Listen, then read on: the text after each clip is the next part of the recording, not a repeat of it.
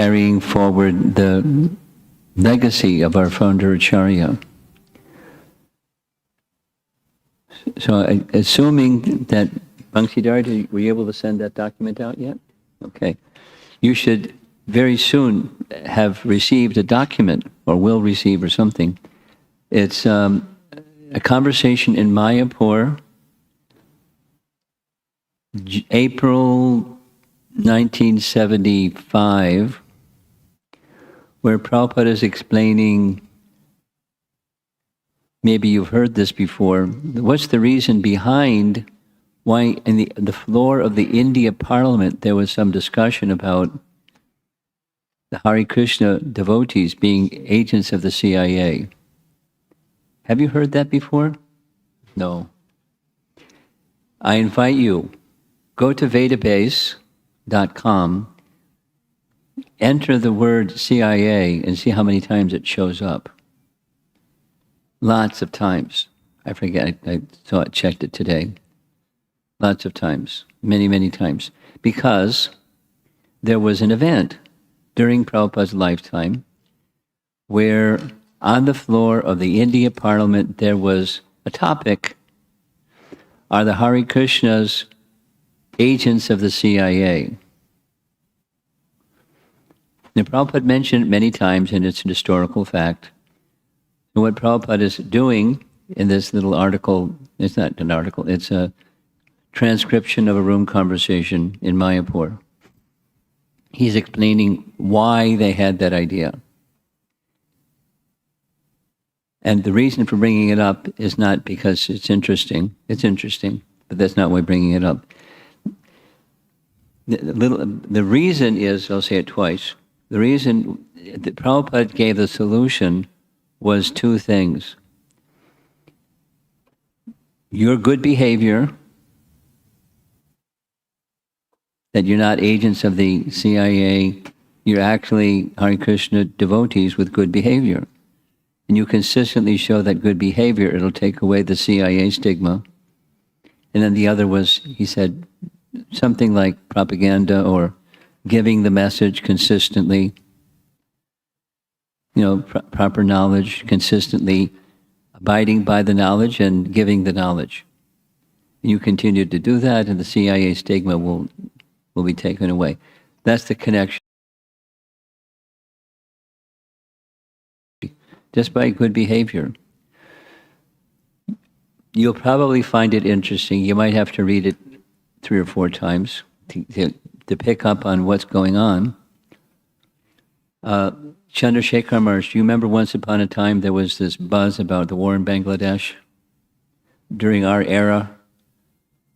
War in Bangladesh? Not last year, some years ago. It was one of our Sankirtan lines. War in Bangladesh. Everybody knew about it, so we said it because everybody knew about it. I didn't even know what it was. It had everything to do with the United States having the heebie-jeebies about communism spreading into countries that are bordering Russia. It was that anti-communism bhav on the political front.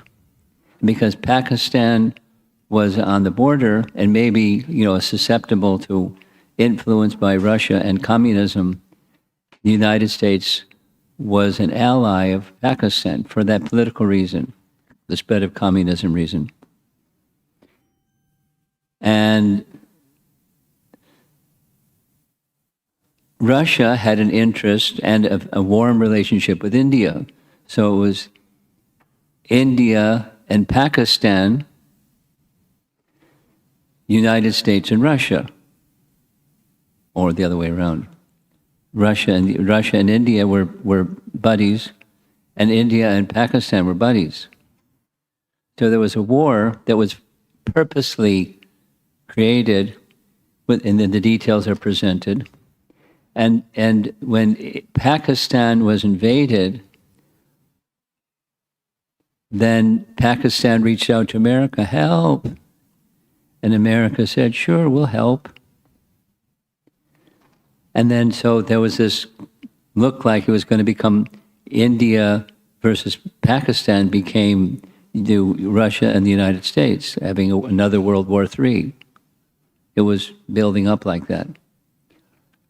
And somebody in the White House or the Pentagon or Capitol Hill or something decided that's not a good idea to have World War III, so they backed out. But there was tension between India and the United States because of what was going on in Bangladesh.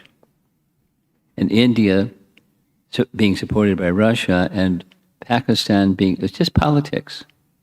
Pakistan being supported by U.S. to keep communism out of Pakistan. And then Prabhupada explained, it's a short little conversation, but because India had never seen for a long time, many renunciates, sadhus, teachers, etc., had gone from India to America and come back with nothing.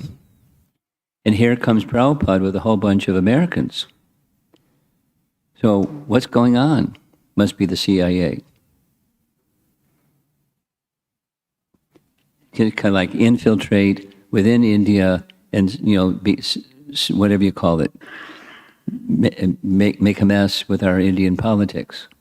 So they're mistrustful of the American devotees, thinking must be the CIA because where'd they get their money?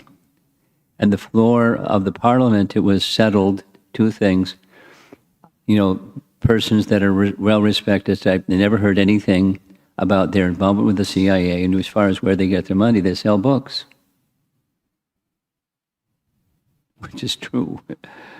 I mean, membership and other things, but it was selling books. Very substantial income for not only ISKCON India, but during those days for all of our centers all over the world. It was book distribution was a big thing. It wasn't just income; it was income, but it was the message of Krishna consciousness through Prabhupada's writings. That was what was inspiring the devotees. Plus, Prabhupada wanted it. Why did Prabhupada wanted it?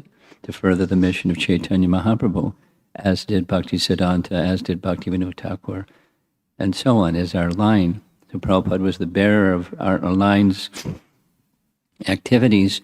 So one of the activities, one of the breakout group sessions was about book distribution. The reason I'm bringing it up here at this class is because it connects directly with the morning class. The morning class was building character. And this, you read at the very end of this little document, Prabhupada said that's how to take away the CIA stigma, or the mistrust of the government of India towards the Americans that were practicing Krishna consciousness now in India. For the people in India, it was the white elephants of, they're showing the way. Let's do it because the Americans are doing it. So let's do it because the Americans are doing it. That kind of thing.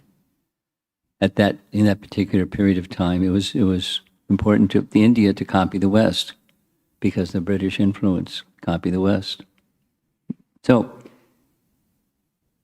again, the reason we're bringing it up is it was a major reason that Prabhupada said that we, the devotees in the room, were largely non-Indian. They were largely Western, American, European, Australian persons in the room with Prabhupada in Mayapur, 1975, April. The way to take away that distrust of the Indian government towards you all situated in the room and all the devotees, many devotees had come from the West to come to India to serve Prabhupada's mission in India. Now it's the other way around. We import pujaris from this place, that place in India because we don't have sufficient pujaris in many cases. Here it's a little different. Lots of householders have second initiation. They assist substantially. There's still core pujaris that are from India. Anyway, it connects with the morning class. That's my reason for sending this out. And before beginning this evening's topic. Beware of the beast named pride. There are two things that, when they're present, they destroy everything. Anything good, when pride comes, pride will destroy it. When envy comes and intensifies, all good qualities are lost. Good people become not good people when those two things, they're particularly insidious. So beware. So if we're going to be beware of something, what is it? What's that something? What are the symptoms of that something? And what to do about it? Why and what to do. So pride, to advance in spiritual life begins, it's in the middle, and it's even more so as one becomes more advanced in spiritual life. Beginning, middle, and end is humility. Some of you are familiar with a book written by Vishwanath Chakravarti Thakur called Madhurya Kadambini. Madhurya Kadambini is a book that explains the 9 stages of bhakti, beginning from faith up to the stage of prema, and everything in between, the other 7 in between. And one of the things that Vishwanath Chakravarti Thakur writes is, all of these 9 stages of the maturing of bhakti can be identified in terms of faith. Just different, more and more and more mature stages of faith. Thus a different stage of bhakti. So faith in the beginning, in the middle, and in the end. Faith. And for there to be faith, there has to be some humility.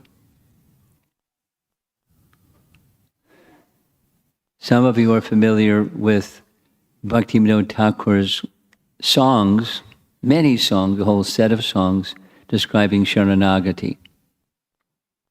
What's Sharanagati? For those of you that don't know, Sharanagati is the 6 symptoms of surrender, or limbs or angas of surrender. And Rupa Goswami has a different order. Bhaktivinoda Thakur's order is he starts with humility, or dainya. And from dainya, everything, because to have faith, there's something greater than me. And that's something that greater than me, I have faith that there's something that's greater than me. I've shared this many times. I think it's appropriate to share in this assembly. Some years ago, I was a college kid. I was a high school kid before that, but college kid.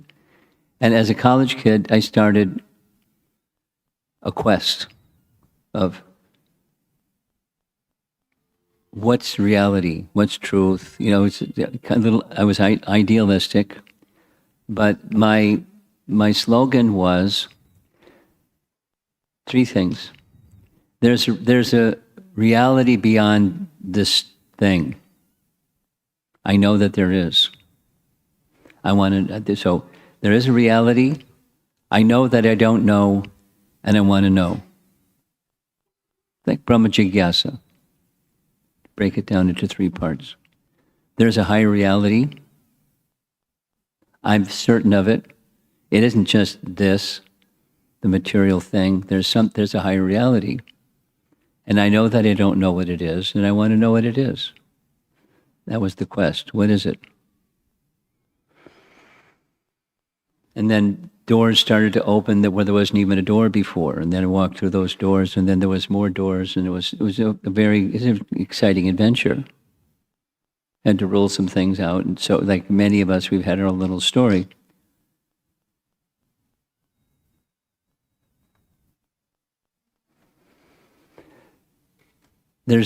Faith is where bhakti begins. But to have faith that there's humility, there's I'm small, and there's a reality that's big. They go well.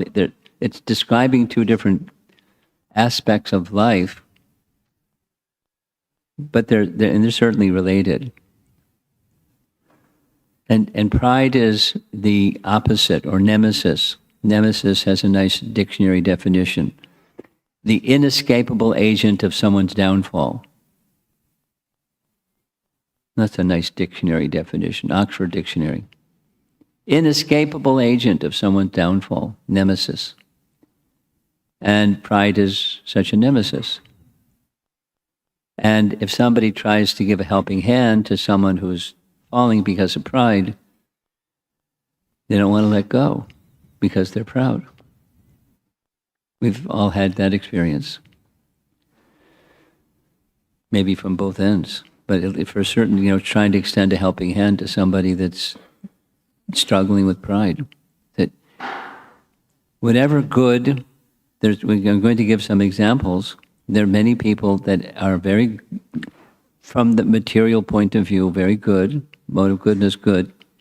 But what happens when the mode of goodness good produces its results? A tendency is to try to be the enjoyer of the fruits of that piety. It's one of the problems for demigods.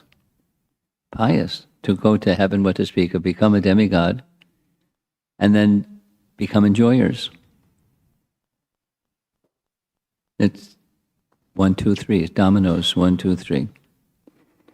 Pride, there's two features of material conception: false ego, that's the I, and the mind, aham mama, mameti, aham mameti, thus, mama, aham, I and mine.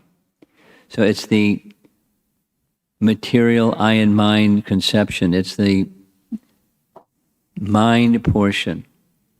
I'm proud of what? Mine.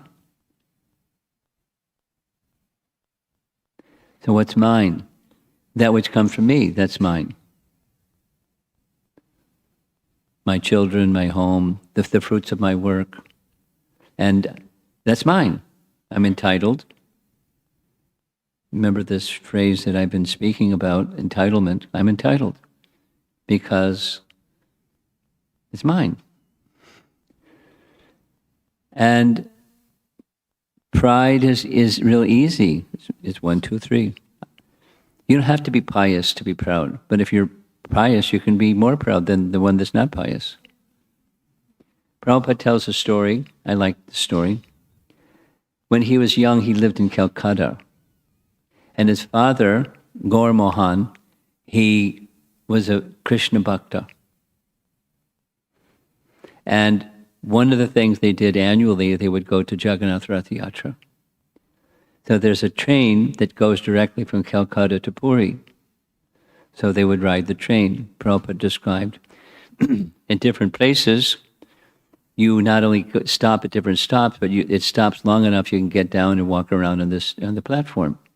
So he did that. He walked around on the platform and he saw one couple, and what they were doing was they had a burlap bag and some discarded pieces of wood. And they laid out the burlap bag, and they were very carefully placing this piece of broken wood, that piece of driftwood, that piece of discarded wood, one next to another. It's like counting their coins. And Prabhupada said, from this I could understand even a pauper is proud of his penny. I mean, little boy, but he could, understand the essence or principle of something. Even the pauper is proud of his penny. So we can be proud even if we have nothing. What to speak if you have something? What to speak if you have a lot? What to speak if you're a very pious person? You have an extra lot. Real easy to be proud. What are the fruits of piety? Queen Kunti lists them. There's 4 in subdivisions of those 4. Janma, or good birth. Aishvarya, wealth or opulence. Shruta, a good education, and Shri, beauty. Janma Aishwarya Shutra Shri Bir, Adya Manamadak Paman, make people mada, mad, Queen Kunti says. And it's true. For example, the combination of a very learned person and humility is almost non-existent. Because somebody has the capacity for elevated learning and they're not very humble. Now, our acharyas, or teachers by example, that's their achar, shows humility. And it's not cosmetic, it's how they feel about themselves. That's the I. And then when that's taken care of, then the mind is also taken care of. But to find a person who's vastly learned, we're going to touch on some examples of vastly learned or highly pious people that were mega proud of that asset that was the fruit of piety. The Bible teaches the same thing. Pride goeth before the fall.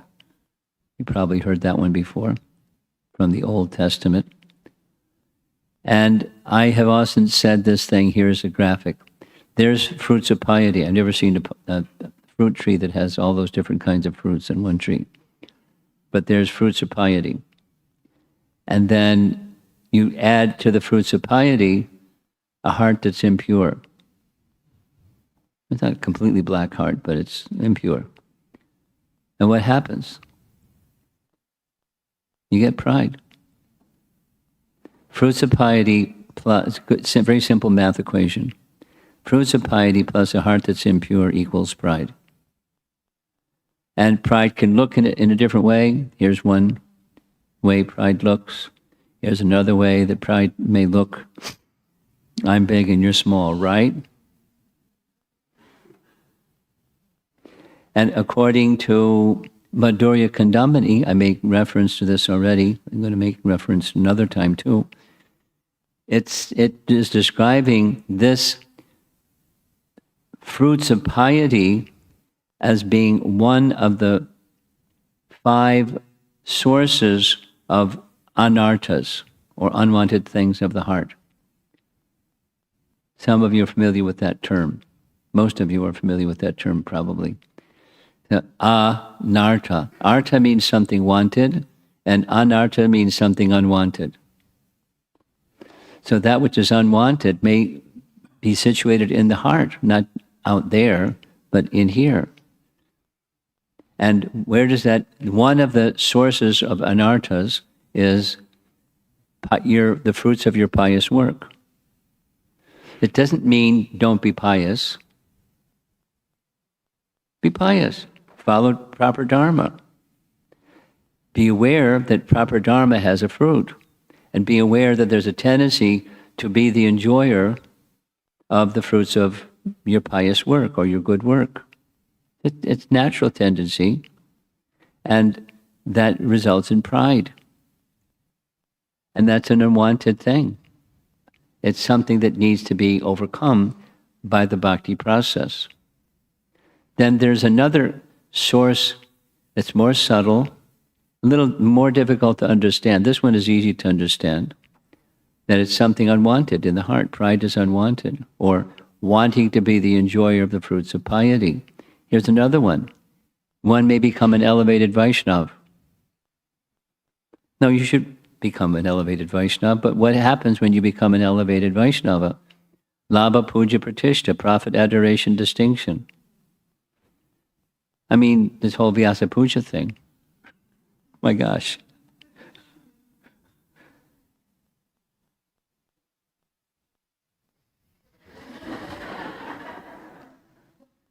It's easy.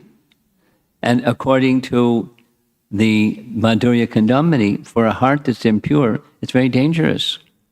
One may want to be the enjoyer of a title, some distinction, some adoration, some profit, something, do your devotional service nicely. It may not be this, it may be that, it may be something else. That's the fruit of devotional service nicely performed. Can it happen? Oh, Prabhu, you made such a nice cake. Oh, Nityapriya, with 2 children, you managed to organize this festival. Oh, glories to Nityapriya, Dasi, Ki Jai, which is true. It's not that that shouldn't be done. Now, what do you do when you get some praise? Or some distinction? Where's Premananda? I want to pick on her for a moment. Is she here? She's not here. She's probably exhausted. You know, being a temple president, it's a lightning rod for criticism, but it's also, you can get swaggered and, you know, proud of your position. It's easy. 1, 2, 3. Or you know, anything. You said your kirtan was so nice, or you know. So don't say those things because they might get proud. You say those things. You say those things. But now, what do you do when those things come? Profit, adoration, distinction, some recognition. Some people get bent out of shape because they don't get recognized. You know, you can go both. The pendulum can go both ways. So. Shri Radha Shama Sundara Ki Jai. There, back to Madhurya Kandambani, it's not in the list of 9, but in between Adau, the beginning, and then Bhajana Kriya, Adau Shraddha, Bhajana Kriya, devotional service begins. That's stage number 2. And then before you get to Nishtha, which is stage number 5, there's in-between stuff, and that's the anartha nivritti stage, and that's the unsteady. The anarthas that within, they block purity. That was our morning topic. They block purity. They obstruct. No, nothing material can obstruct. However, unwanted things can make the light dim, or the pure bhakti not so strong and powerful. Bhakti is strong and powerful. Bhakti is pure and purifying, but it can be dimmed. That's the unsteady. I call it the sine curve. So there was several questions like that. When I hear that question, that's the sine curve. It's Anishtita Bhakti. It's okay. It's one of the stages before you become steady. You don't need to beat yourself up. It's just one of the stages before steady. And with that, before it becomes steady, according to Madhurya Kandambani, there's this phrase, Taranga Rangani.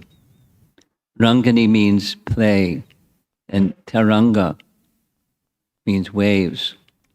So one enjoys the waves. Rangani is diminutive. There's Ranga and Rangani. Small ones, small waves. And enjoying the fruits of piety. I feel good about myself.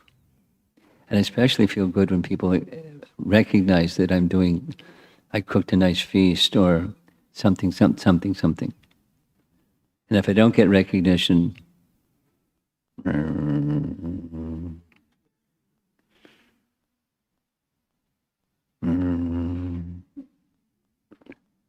like, I'm unappreciated.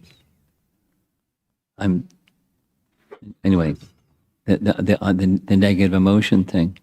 So enjoying facilities offered by bhakti, what do you do when people offer you an honor and recognition? Here's one thing not to do. No. It's called impersonalism. So there's other options besides that one. You don't negate the person, or because it's good for them. It's good for me to honor another devotee. So we should honor. Uma did a nice job with the MC. But it's okay. She can go like that. But so don't go, no, just, here's some options. What to do. Be transparent. Think about where you were before devotional service. Don't think too much about it.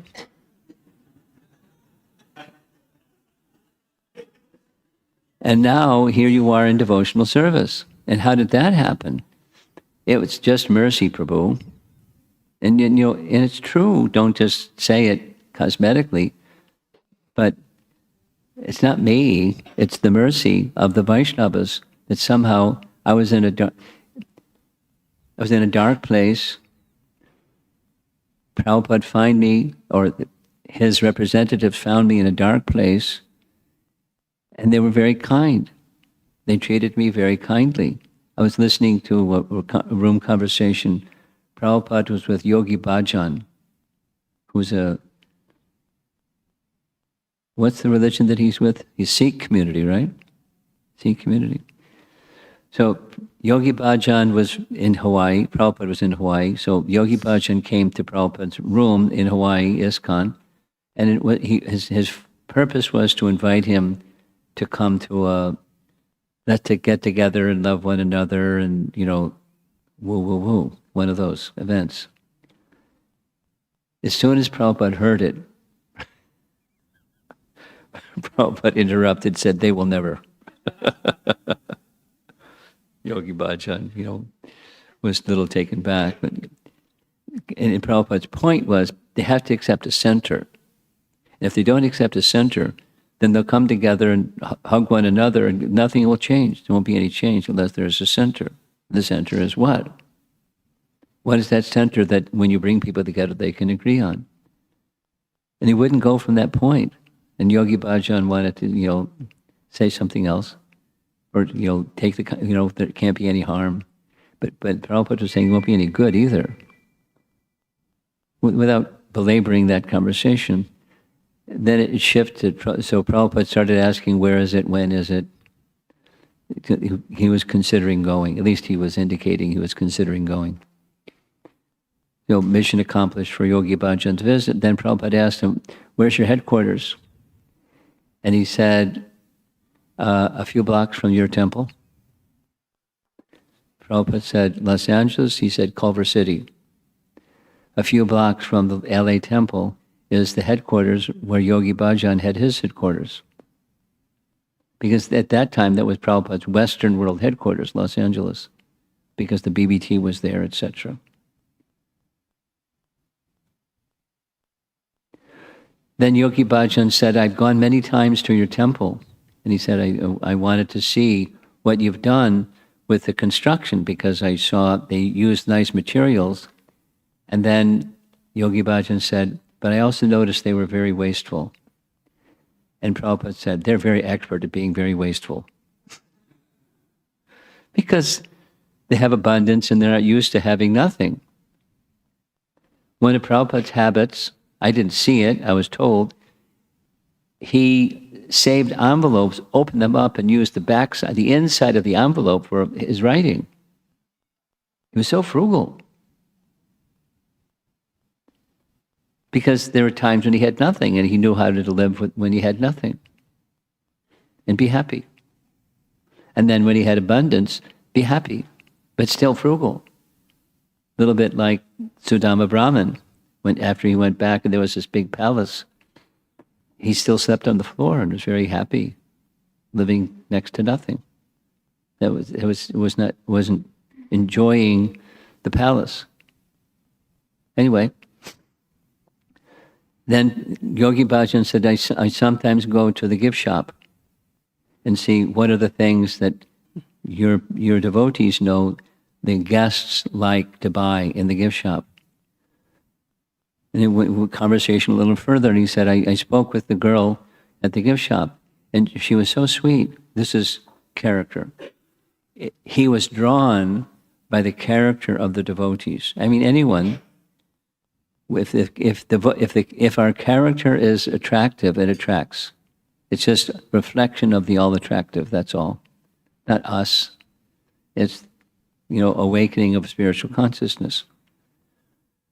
So he asked this young girl, he said she was a teenage girl, American girl. He asked her, how did you become a devotee? And she started to cry. And he said what she said. He said, I was living like a dog. And started to cry. And Prabhupada found me. And he picked me up. And he made me a human being. And I have so much gratitude to him for that kind gift that he gave me. And she went on, like, she hit her Prabhupada button and she just glorified Prabhupada with tears in her eyes. Because she felt it genuinely, that she had been picked up for this, not being the enjoyer from whatever her lifestyle was before. Now she's in a comfort place, but with humility of who I am, and the person who I'm serving is a great person. I'm very happy being in the service with a great person. So now just going further with this pride, here's two references from Brahma Vaivarta Purana. Lord Krishna is never far away from they who are humble. Many tall mountains stand between Lord Krishna and they who are proud. So both of these paintings are in relation to the rasa dance at Vangshivat, and the Krishna left the rasa dance right in the middle, and the gopis were devastated. Where did he go? Where did he go? And Krishna was hiding to see how they would behave. Did they really love him, etc., etc. He was enjoying like that. Those who are really humble, Krishna is never far away. Even you don't see him, he's not far away. But then there's mountains between Lord Krishna and they who are proud. They'll never see him. Another, Brahma Vaivarta Purana, the intelligent serve the Lord by remembrance. Those subject to pride do not attain the Lord, even though they may encounter him. Can you think of some examples where a person's encountered Krishna, but they didn't attain him? They didn't have intelligence, they didn't recognize him, they didn't attain him. There's many. There's many. Here's one that I like, and that's the washerman. The washerman story is connected to the washerman in Ramayana. The washerman that criticized Ramchandra, that he was taking Sita back into his company, even she had been in another man's place for some time. And I'm not like Ram.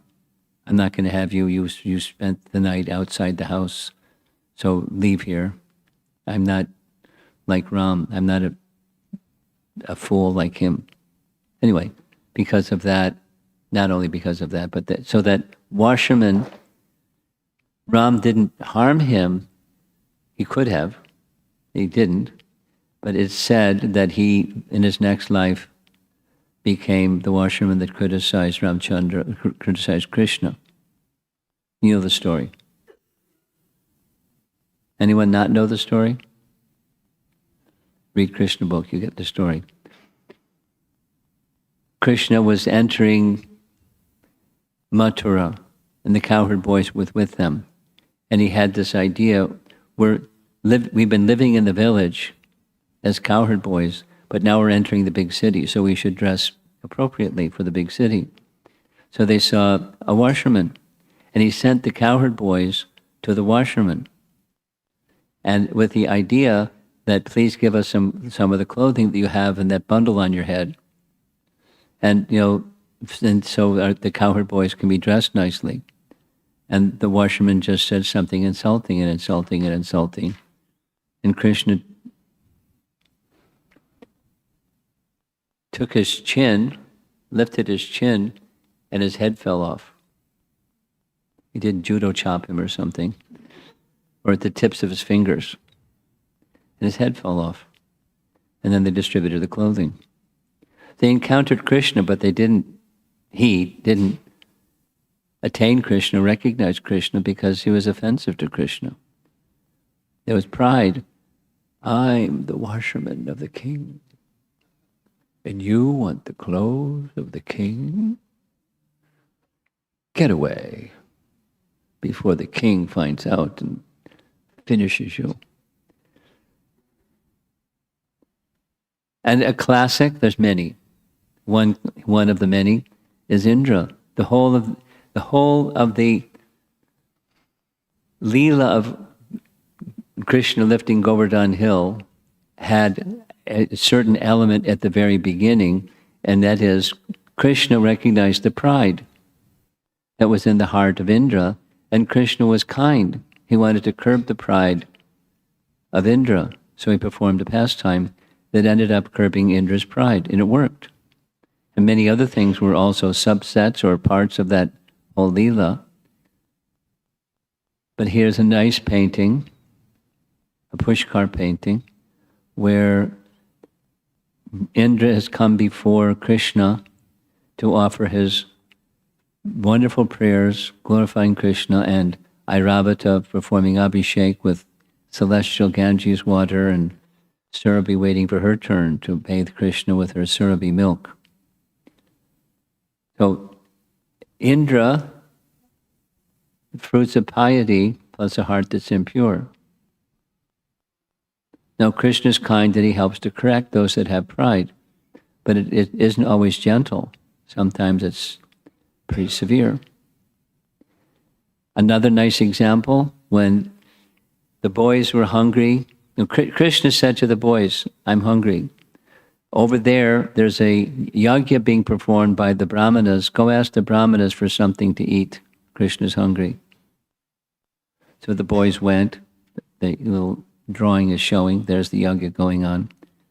And when they asked the brahmanas for some items for Krishna, nothing. Of course, they're doing a yajna. One could say, please don't interrupt the yajna, because we're not supposed to interrupt the yajna. But they weren't ready to give. They had abundant articles to be offered. They didn't want to give anything. Now, a commentary says that they weren't Vaishnavas. They're brahmanas that are not Vaishnavas. But when the same boys, Krishna said, go back now to the wives of the brahmanas, immediately, so many things were brought for Krishna because he was hungry. Now Krishna's not hungry, but he wanted to teach a lesson and demonstrate who's really qualified as not having mantras and tantras and yajnas, but devotion. So they're the queens, the wives, because they were living without pride. They were happy to render service, especially to Krishna. Some of you are familiar. I'm just going to go through some more things about pride, because that's our topic. This is a book written by Raghunath Das Goswami. He wasn't known as a celebrated author like Jiva Goswami, Rupa Goswami, or Sanatana Goswami, but what he wrote was really astounding. This is Manashiksha, and in the very first verse of 14 verses, it's a thin book, but he emphasizes the importance of giving up pride. And dum bum even sounds dum bum, pride. Sada dum bum hitva, always give up pride. Hitva. Here's the translation of the first verse. Oh, my uncomprehending inner self, my dear brother mind, I humbly prostrate myself before you, taking hold of your feet, I beseech you, please give up all pride, first instruction to the mind, before any of the other ones, and surrender fully to Sri Guru, to the spiritual abode of Brajadam, to the residents of Braja, to all the Vaishnava devotees of the Lord, to the Sattvika Brahmanas to the holy name of the Supreme Lord, and to the ever-fresh and youthful divine couple, a blossoming beauty, Sri Radha and Krishna, and in this way quickly develop sublime attachment to them. But the preamble is, please give up all pride. So now we're going to go to some other acharyas down the line, Bhaktivinoda Thakur. In these Sharanagati songs, this first set of songs, Dainya includes this phrase, I am wrathful, devoted to false pride and arrogance, intoxicated by vanity. Of course, that's not him, but that's the mood of humility. Bhakti Siddhanta, give up pride, the weeds that choke the creeper of devotion. Srila Prabhupada, one who has a simple and grateful heart can easily enter the kingdom of God. I like this one. One who has a simple and grateful heart can easily enter the kingdom of God. Looks like Prabhupada has entered the kingdom of God. Look at that photograph. However, some people can't give up pride. Some examples, scriptural and then more recent historical. Here's Prajapati Daksha cursing Narada Muni. I'm up here and you're down there. So Prajapati Daksha got the name Daksha he fulfilled the name Daksha because he was very expert at Vedic sacrifices. Many, so many different varieties of Vedic sacrifices. And, quickly, he had 10,000 sons, then 1,000 sons, and Narada Muni found out they were performing austerities at a certain place, Narayana Saras place, and so he went there and examined them. Are they fit for doing this life of performing sacrifice and getting piety and enjoying the fruits of piety like their father? Or are they capable of detachment? So he gave them a detachment quiz. And they got A's. And so they invited him into his bhakti program in his ashram. And then he went to inform, hey, Daksha, guess what? Your son's just joined my bhakti program. What? Then the next batch of sons, watch out for Narada, but he did it again. And hey, Daksha, guess what? I've got good news for you. Your second batch of sons, they joined my bhakti program. And there he is. You son of a gun. You so-and-so. You've deprived my sons of the means of doing all these yagas because you've taken them out of the yoga arena into your bhakti program, and now they can't enjoy the fruits of their piety. Shame on you. He cursed Narada. You have to travel all the time. So sannyasis have to travel all the time because it's part of Daksha's curse. We don't have to travel all the time. But it wasn't, one time only he offended Lord Shiva, long story, because of his pride, etc., etc., etc. So Shiva decided, I think the speaking part of his body should be separated from the rest of his body. So he did. He didn't do it.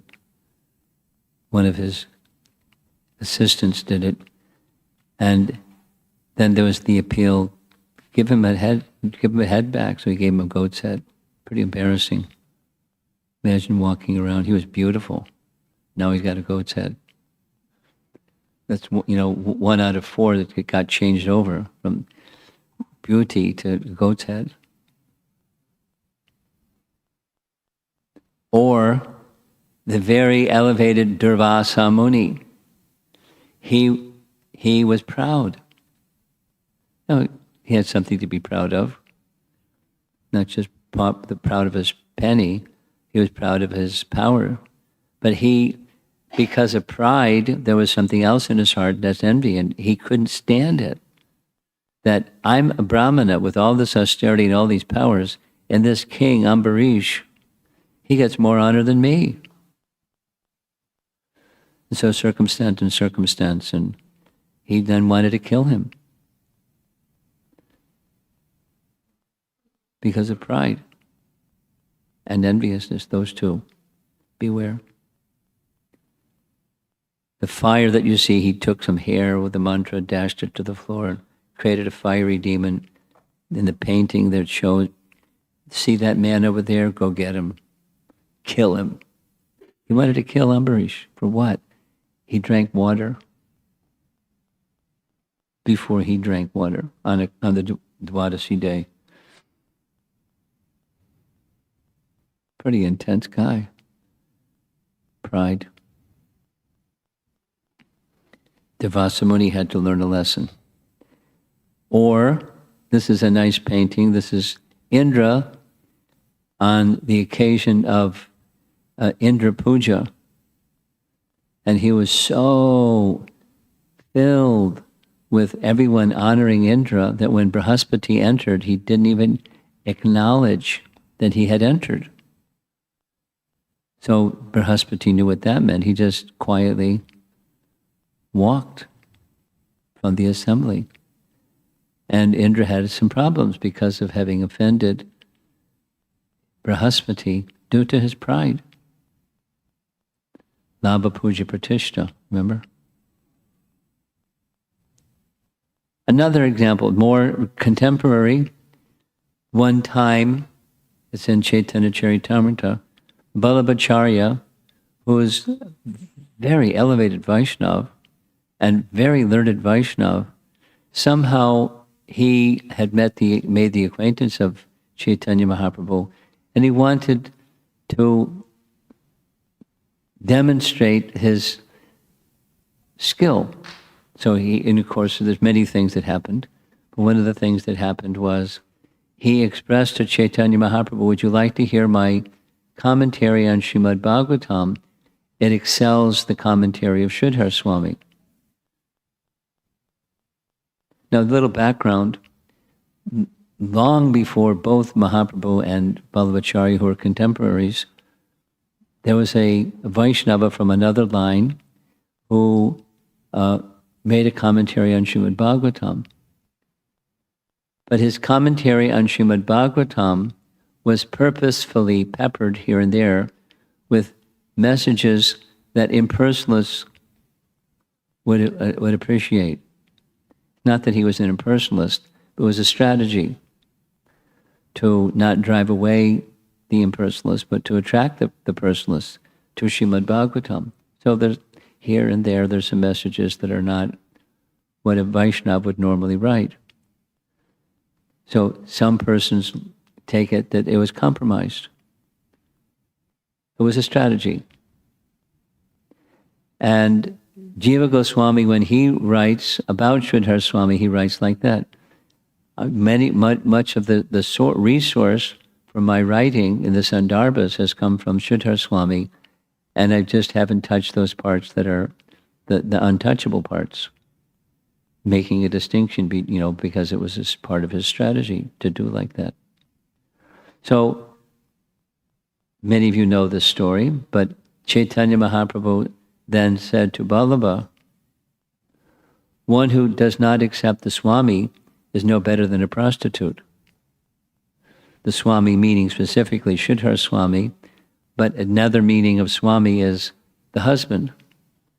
A woman that's married and doesn't accept her husband is like a prostitute.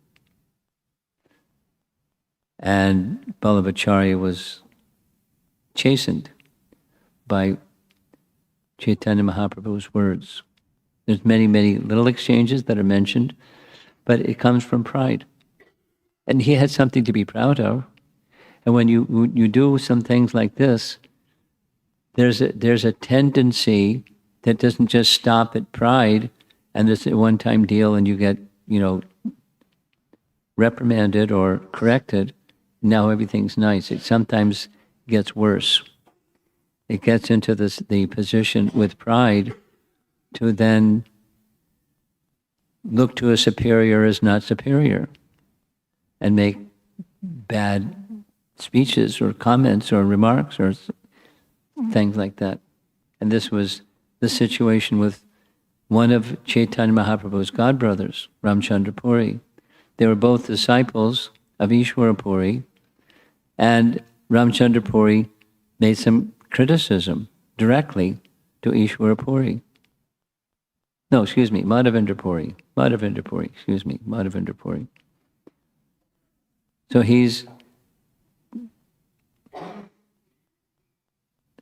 Ramchandra Puri was the godbrother of his guru. And after that offense to Ishwara Puri, after his offense to Madhavendra Puri, he said to Ramchandra Puri, "Get out of here. I don't want to see your face. If I die seeing your face, I'll surely go to hell. Please don't even come around me." So with that, having made offense, he then became prone to making offense. And here's the scene where he's visiting in Puri. Chaitanya Mahaprabhu is the godbrother of his guru, so he's offering him all respect. And his business was looking for fault. And once pride is there, all hell breaks loose. Everything good becomes destroyed by pride. And everything bad comes rushing in. Problematic. Beware of pride. A more recent contemporary, not exactly contemporary, but some generations after Chaitanya Mahaprabhu, there was the long story. I'm not going to go into the long stories in Bhakti Ratnakar if you're interested. Krishna Priya Thakurani, she was the daughter of a king, and she had kingly beauty or princessly beauty and opulence, and etc., and she has no interest in those things. She went to Vrindavan. She wanted to become initiated by an elevated Vaishnav. He said, "No, you can't. You're not fit for living in Vrindavan." And so she gave up all of her opulence and slept, very risky, slept by the side of the river Jamuna, and just became absorbed in Krishna Bhakti. He gave her initiation, and after some period of time of examining her, and sent her to Radhakund, where there was another of his disciples that was chanting constantly. So this disciple that was chanting constantly was also attending some of the discourses by the elevated Vaishnavas there. One of them is Rupa Kaviraj's long story about who he is and how he got qualified. And he was very good at Bhagavatam speaking at Radhakund with, all the sages and Babajis and everybody. And he was a very esteemed orator on Srimad Bhagavatam. But he made the mistake of offending Krishna Priya. And the offense came specifically, he noticed that when he was speaking, she was continuing to chant. So he stopped the class and said, "How can you listen while you're chanting?" And she said, there's more elaborate, but she said, "I can't help it. My tongue just chants. I'm paying full attention to what you're saying, but my tongue can't stop chanting." It wasn't cosmetic, it was just that was her stage of bhakti. So he said something very cruel and harsh to her. And according to the biography of his life, at that point he fell down. And when he fell down from that vilification of an exalted Vaishnavi, it went down and down and down and hit the bottom. He started changing the teachings, offending the teachers, making up different theology, and eventually, according to the records, Janava cast him out. you leave the association of Vaishnavas, get out of here, because he had become an offender, just from that, from the pride, and because of pride, feeling he can say and do whatever he wanted to. Pride is insidious. Beware of the beast named pride. On the other hand, this is from the 11th canto. We're going to speak something from the 11th canto, the same section, tomorrow morning. But this is Narada Muni's having a discussion with Krishna's father. And the discussion with Krishna's father, Vasudeva, he makes reference to Kavi, who is one of the Navayogendras. We're going to meet them tomorrow morning. He writes, this is a celebrated verse, often cited verse, to King Nimi, one who accepts this process of devotional service will never be affected by pride. Now, it's certainly that one can, to a degree, accept, but also become proud, just like Ramchandra Kaviraj or Rupa Kaviraj. But so accepting means this genuinely accepting. That's the purity topic from this morning. They'll never be affected by pride. Even while running with eyes closed, he will never trip or fall. I don't advise trying to run with your eyes closed. But that's what the verse says. And in his commentary on this verse, Sridhar Swami writes the following: closing one's eyes, quote, refers to being in ignorance of standard Vedic literatures. As it is said, the Shruti and Smriti scriptures are the two eyes of the Brahmanas. Lacking one of them, a Brahmana is half blind, and deprived of both, he is considered completely blind. So supposing one is not fully conversant in the Shruti and the Smriti, but they're engaged sincerely under the guidance of a qualified spiritual master in the process of devotional service, they can run and not have to worry about falling, and they're never affected by pride. So devotional service, when properly accepted, can protect one from pride. These are examples to help the understanding, my understanding of what the histories or Puranas and Itihasas are doing is just taking teachings and giving historical examples of the teachings so we can understand the teachings better. They're just illustrations of the teachings. So the teachings are the Shrutis and the illustrations are the Smritis. Supposing one doesn't have thorough grasp of both, it's like a blind person or a person who has running with their eyes closed. They don't have to worry about falling if they have genuinely accepted bhakti, because they'll be freed from pride. Nice. One more example, and then we'll go to closing up. Some of you know there's this wonderful example when Chaitanya Mahaprabhu was visiting the temple of Sri Ranganath in Ranga Kshetra. There was a literate Brahmana, Vaishnava, and he was reading Bhagavad Gita and crying, and the others knew. The other Brahmanas, they knew he was illiterate, but there he was sitting there mumbling and reading as if he was reading Bhagavad Gita.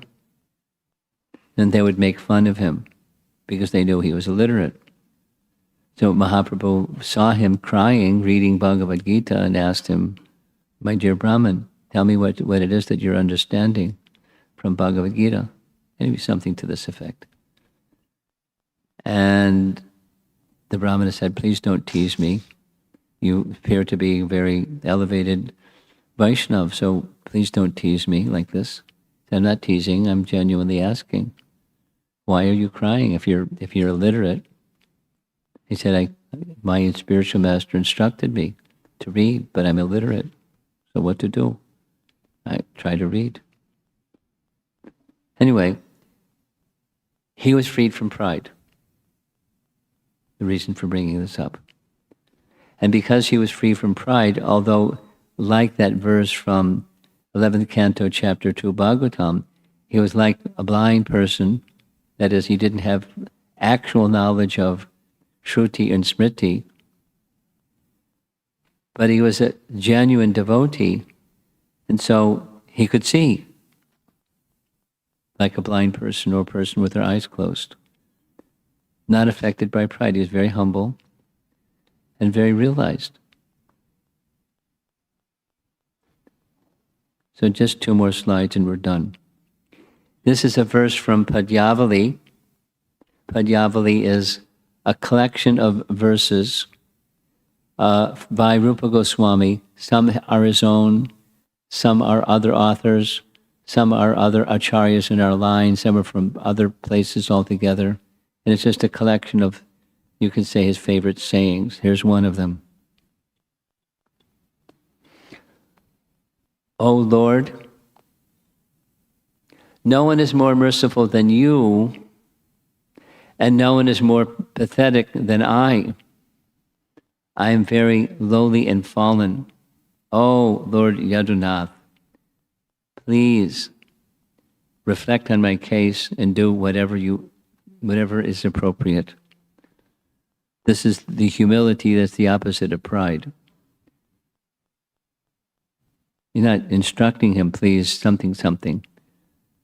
Whatever you feel is appropriate. You're merciful, and I'm the most fallen, most pathetic. Do what you feel is appropriate. It's a very gentle way of asking for mercy. That's the opposite of pride.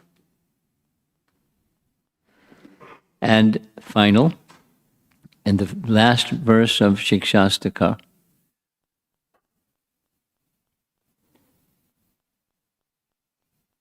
Chaitanya Mahaprabhu is inviting Krishna to do with him whatever he likes. Yatatava vidadhata lampito. You can do with me whatever you like, but you are alone the worshipable Lord. This is this purity point again, the singular focus on getting Krishna's mercy, whatever it may look like.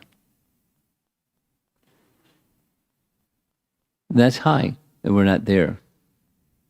But we should know that's, you get on the bhakti train, that's where the train's going. All aboard. And we're not there yet, but stay on the board, stay on the train, and stay with the bhakti process. Be clear where the train is going, and prepare yourself for that ultimate destination. Unalloyed devotional service, that purity principle that we spoke about.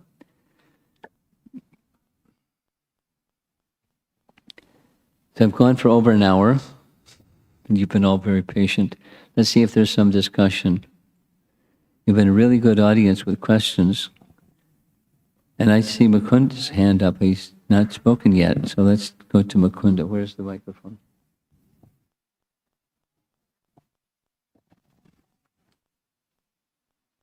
You had? Okay. Let's just go ahead.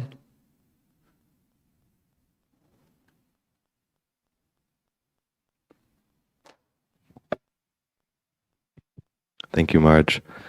I was just thinking about how some either devotees that have been around for a long time or senior devotees, some that I can think of in my head as I observe at least their practice, that I'm able to see some have, I guess I would describe it as like a tailored sadhana.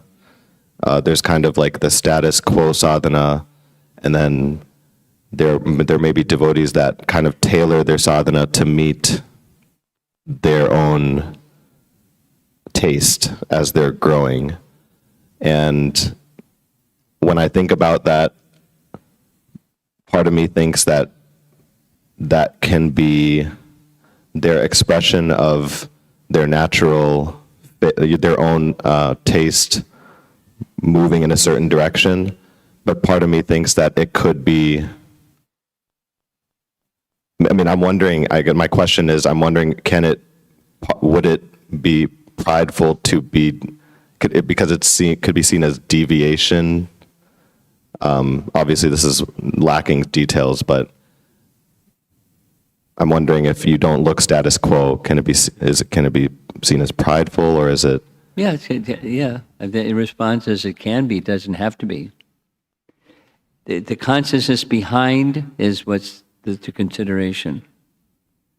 And it may not be so easy for you or me or most of us to see the consciousness behind.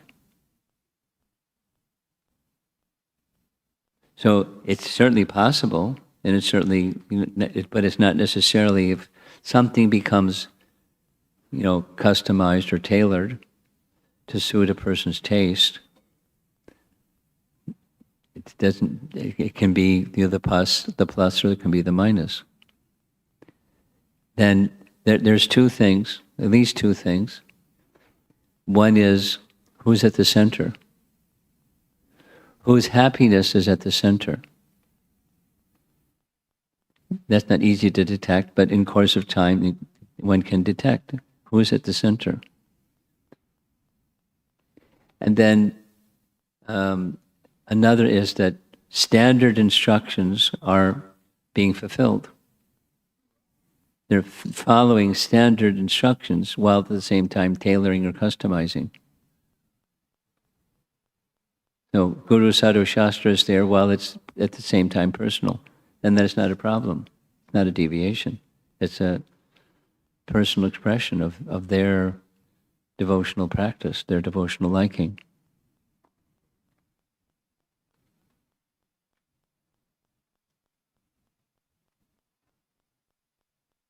You want to follow up with that? No, that makes sense. I was just reflecting as you were saying that, because pride seems to be one of those things that you cannot perceivably measure it in someone else based on just externals. Yeah. Now, there's rules. Let's say strong speech. Bhaktisiddhanta, the Sringa Guru, he was confrontational. Sometimes, not always, but when it was appropriate, he was strong. And if there's deviation, he would speak it. At whatever the risk, because he risked his life. Anyway, but he had his nature. Now, your question specifically was about sadhana, though, one spiritual practice. Not just your mannerisms, but if pride is specifically to this question of pride, you look at the big picture of that person, their person's life, and how they carry themselves, and then it does become a little bit easier to see who's at the center.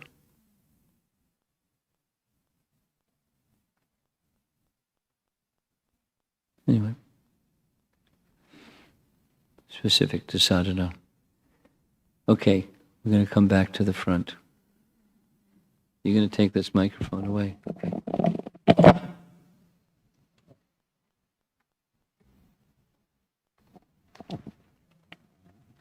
You now have three microphones. Go ahead. Hare Krishna, Guru Maharaj. I want to share two thoughts. The first is in the eyes of a prideful person, everyone else is prideful except himself. In terms of the Govardhana Lila, for example, Indra thought that the residents of Vrindavan and Lord Krishna are prideful. Yes. And he should be the person to remove the pride in their heart. That's right. You got his number. And another thought is regarding the giving up the pride, and bhakti is purifying. I think is if someone really wants to start an effort, and then he will realize that whatever the fruits of piety, such as what you said, the Jamma, Ishvara, Shuta, Shri, those things are useless for him to even get, for example, one visitor to the temple community, or even one sincere follower that could work on Srila Prabhupada's behalf. And he realized he has to humble himself, to respect, to really lower his head in order to start that effort.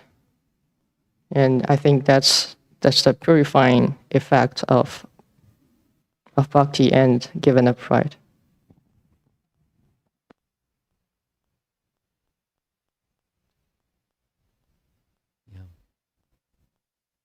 I want to share one thing in response. In preparing for this this evening's class, I spent some time and I couldn't find. If you know where it is, please let me know. There's another presentation on pride that gives many Chinese proverbs. One who is very elevated bows down. Do you remember seeing that presentation? Probably using the Gita value presentation.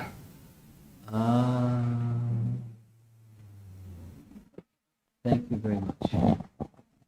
Thank you very much.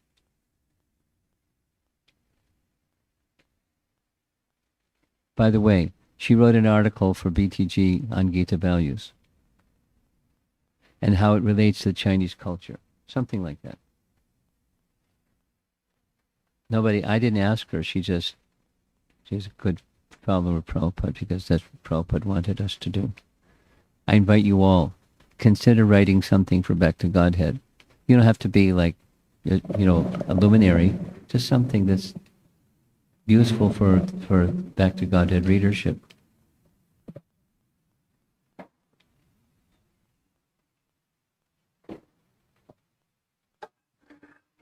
Now, the comment I wanted to make was, as this is in Chinese literature, teachings, humility is certainly part of Chinese teachings, but Krishna is not. Somehow, Krishna is not. But there's lots of teachings about elevated holy man, or whatever the right term would be, sadhus, elevated sages that people regard, and they write writings that people want to live by, etc., etc. It's the substance is missing. There's something there. There's something there, and it helps integrate and maintain a tradition within any country, any place, etc. China being one that it's very strong. I remember that it's probably there, but so many nice sayings all through the ages of persons that understand humility. But the substance, it's hard to maintain the substance when Krishna isn't there. Or when Krishna is there, then you have substance, because there's a spiritual foundation.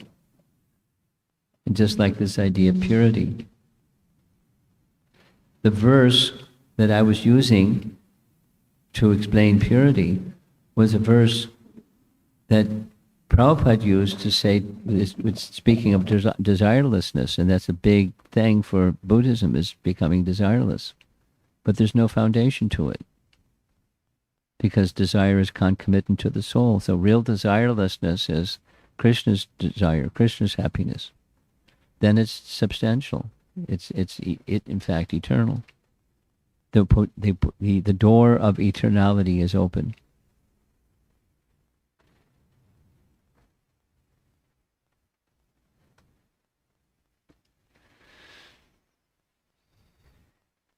Yeah. You already have one.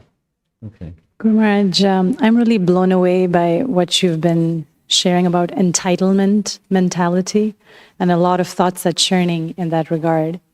One is, when Lord Brahma prays Tattenu Kampansu Sumikshmana, and he talks about the rightful claim, that the kingdom of God becomes that devotee's rightful claim. Is it correct to understand that it's not the devotee that is thinking of it as his rightful claim? Yes. And in fact, if the devotee does have that kind of an entitlement mentality, it disentitles him Yes. to inheriting the kingdom of That's God. right. That's right. It's a little bit, what you're saying is there's a spiritual and there's a material for everything. I was asked a question, is there such a thing as, I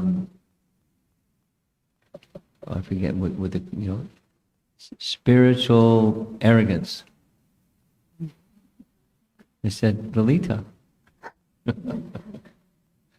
Spiritually arrogant. Get out of here.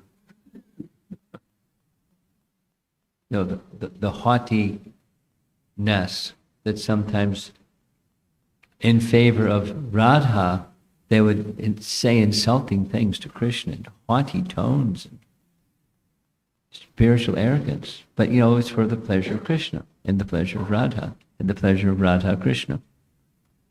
So everything has its spiritual origin, including the entitlement, and then, but the entitlement that I was speaking of is the material one. Or now the rightful claim. It's Krishna's desire, not my entitlement. And also in the Ishopanishad, we read about Krishna has a certain quota for all of us. However, understanding that he has a quota for us, we can either approach it in an entitlement mentality or with gratitude, just, gratitude for just the undeserved. It's a relationship. All of life, all of bhakti, all of who we are, and how we do things that we do, it's relationship. It just in this sangha, in this room, we have relationships, and outside this room, etc., etc. So behind those relationships, there's Krishna.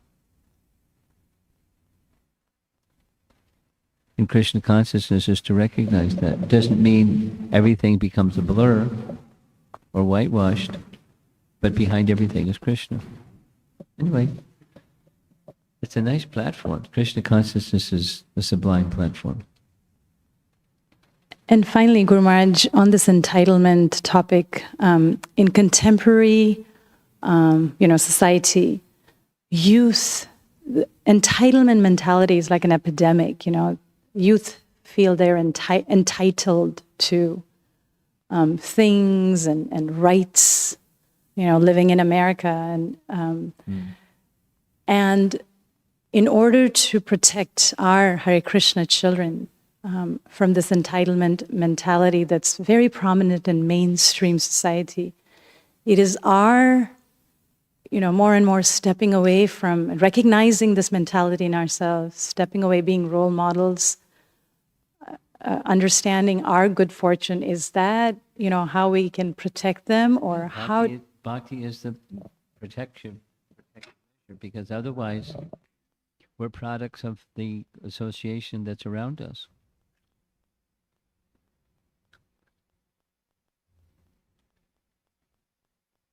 Without giving too many examples.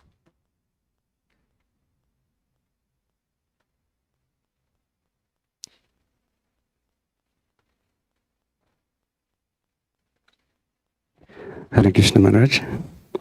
Maharaj, as practicing devotees, we try to protect ourselves from pride.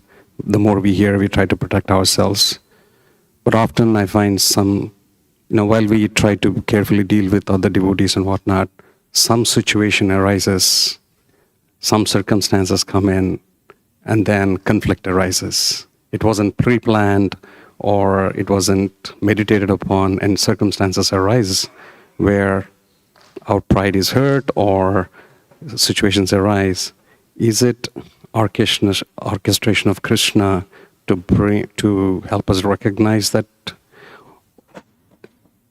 A simple example is Rupa Kaviraj, the interaction between Rupa Kaviraj and Krishna Priya. Yeah.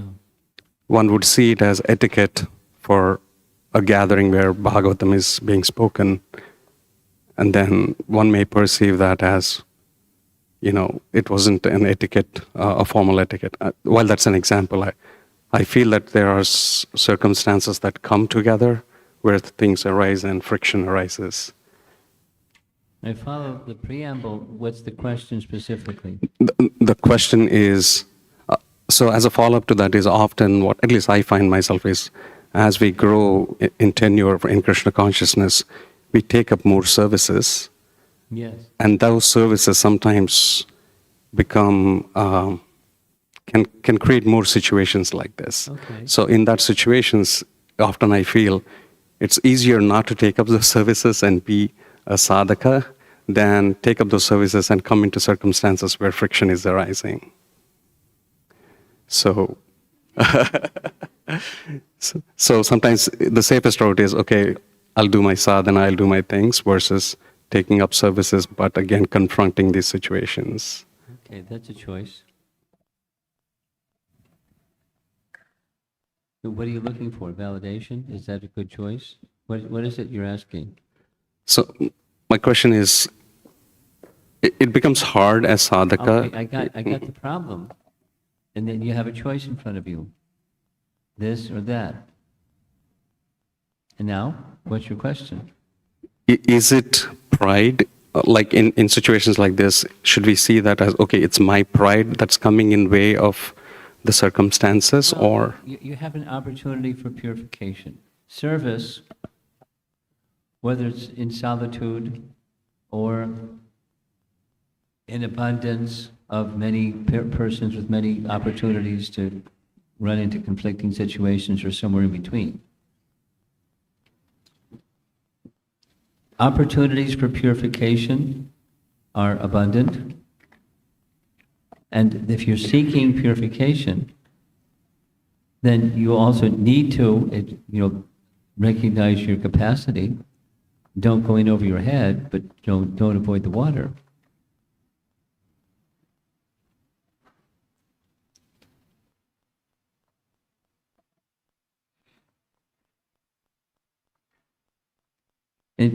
Avoidance of potential conflicting situations is not your question. Is it prideful?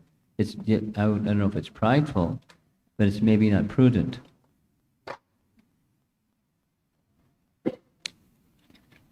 Our business is to become instruments of Krishna's will.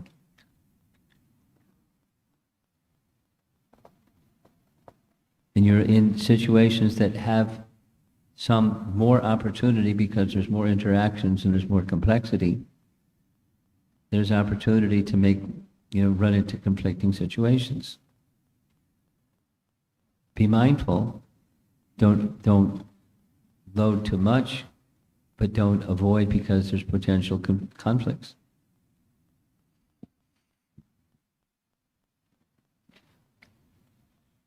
So to make the right choice requires intelligence. What's the road, what's the path to travel that is appropriate, where I'm going to get purification, but it's not going to be overwhelming. But don't be in the aversion. Or the other flip side of prideful, yes, yes, yes, yes, yes, yes, and then not cautious or conscientious, probably a better word, conscientious about staying in the right mood.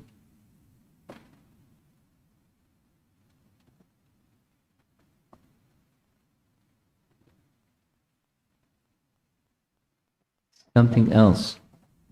I see it's 8 o'clock. That means we've gone for an hour and a half. I think it's time to wind down. Hare Krishna Guru Maharaj. My question is regarding the quote, Prabhupada quote, like, one whose heart is simple and grateful. You like that one? Yes, Maharaj, but I have a question about is dwelling in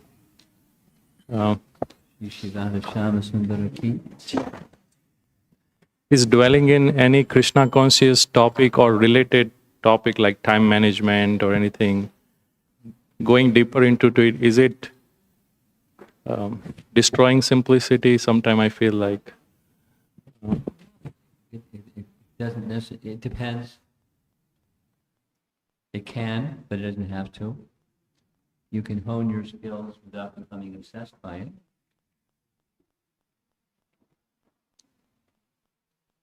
Someone else was asking a question. This is somebody in Phoenix was asking this question about learning this skill, that skill, the other skill. No harm. Just don't make that your religion. Krishna Bhakti is your religion. Okay? Srila Prabhupada. Jai.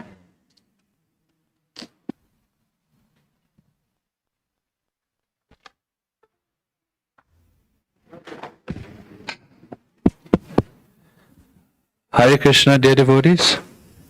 Can I get your attention just for a couple minutes, please? Hare Krishna. Thank you, Maharaj. Sit down. Stop putting your jackets on. Thank you very much. Much appreciated. Thank you. Hare Krishna. We had a very wonderful festival, but it's not over yet. We still have one more day to go, or half a day to go. While I'm sure a lot of devotees have offered Guru Dakshina to Maharaj directly for the Vyasa Puja event itself, some of you may know inflation rate is what, 7%? So the expenses for this year have increased relative to previous years. We have 450 devotees attending, and the expenses are significant, and several thousands of dollars. Many devotees have already offered to cover the expenses, and we're right around 35 to 40% covered. Yay! We still have about 60% left to cover. So we have a shortfall of about $3,500 to $4,000 a shortfall.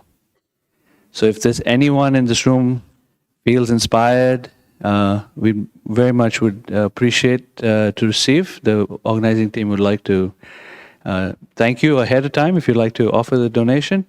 To do that, if you can go downstairs, there's a table set up by Govinda Mohini Mataji, where she's providing return gifts from the Vyasa Puja event, one per family, and then she'll also direct you, give you some guidance on how to offer donations, either through Zelle, PayPal, credit cards, jewelry, your children, whatever.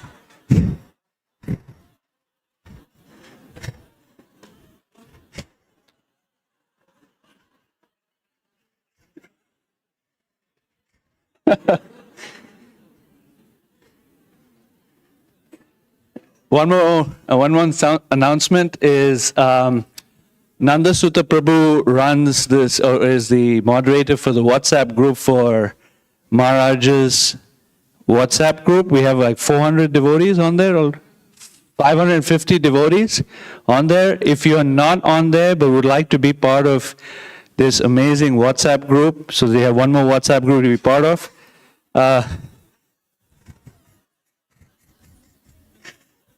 You can either talk to me or to Nanda Sutta Prabhu. He's the man.